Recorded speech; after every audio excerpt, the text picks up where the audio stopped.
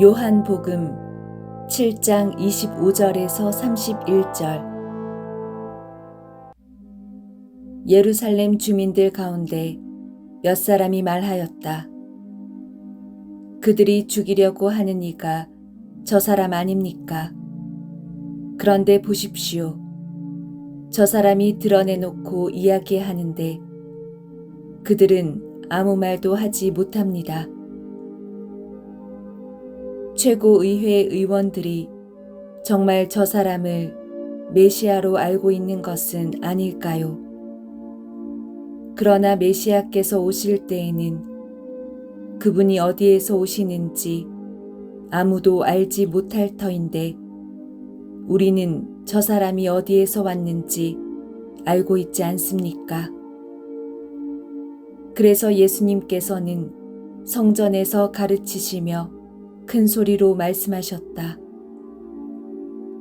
너희는 나를 알고 또 내가 어디에서 왔는지도 알고 있다. 그러나 나는 나 스스로 온 것이 아니다. 나를 보내신 분은 참되신데 너희는 그분을 알지 못한다. 나는 그분을 안다. 내가 그분에게서 왔고 그분께서 나를 보내셨기 때문이다. 그러자 그들은 예수님을 잡으려고 하였지만 그분께 손을 대는 자는 아무도 없었다. 그분의 때가 아직 오지 않았기 때문이다. 그러나 군중 가운데에는 메시아가 오시더라도 저분께서 일으키신 것보다 더 많은 표징을 일으키시겠는가 하며 예수님을 믿는 사람이 많았다. 왜 율법학자들과 바리사이들은 주님을 죽이려고 애쓴 것일까? 왜 사람들이 흠모하는 주님을 알아보지 못한 것일까? 종교적으로 완벽한 사람들, 자신들이 선택된 자들이라고 해서 바리사이라는 이름마저 가진 사람들이 왜 주님을 알아보지 못하고 죽이려고 한 것인가? 심리학자 스탠리 밀그램은 복종에 대한 연구를 하였습니다. 어떤 방에 한 사람이 들어가 있고 밖에는 그 사람에게 전기 충격을 주는 사람이 있는 그런 상황. 안에 들어가 있는 사람은 전기 충격을 받은 것처럼 연기를 하는 배우이고 밖에 있는 사람들은 스탠리 교수가 실험을 하기 위해서 불러온 사람들이었습니다. 즉, 이것이 실제 상황이라고 생각한 사람들입니다.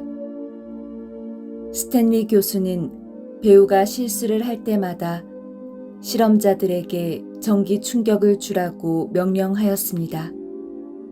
그런데 전기 충격을 받은 듯이 연기를 하는 배우를 보면서 실험자들은 놀라기도 하고 울기도 하고 고통스러워 하면서도 교수가 전기 충격을 주라고 강력하게 요구하는 것을 거절하기는커녕 실험에 참가한 사람들 중에 거의 60% 이상이 교수의 명령을 따르더랍니다. 그리고 실험 후 이구동성으로 말하길 나는 멈추려고 하였는데 그 사람이 나를 계속하게 만들었다는 말들을 하더랍니다. 소위 책임 전가 현상이 나타난 것입니다.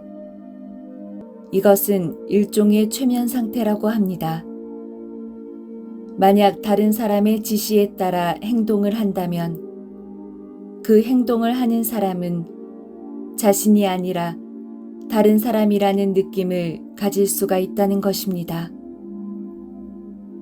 즉, 자신의 인간성을 말살하여 마음의 주인이 되기보다는 도구가 되려고 한다는 것입니다. 바리사이들은 이런 도구형 인간들이었습니다. 그럼 바리사이나 율법학자들 마음의 주인 노릇을 하여서 주님을 죽이라고 한 것은 누구인가?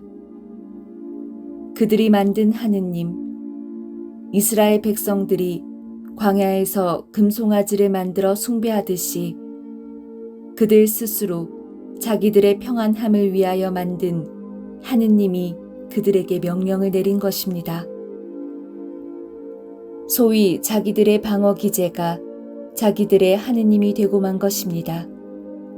이들은 늘 입에 신, 희생, 사랑, 순교 등 종교적 언어를 달고 다니지만 그 마음 안의 주인은 하느님의 모습으로 포장된 그들이 만든 우상이 또아리를 틀고 있습니다.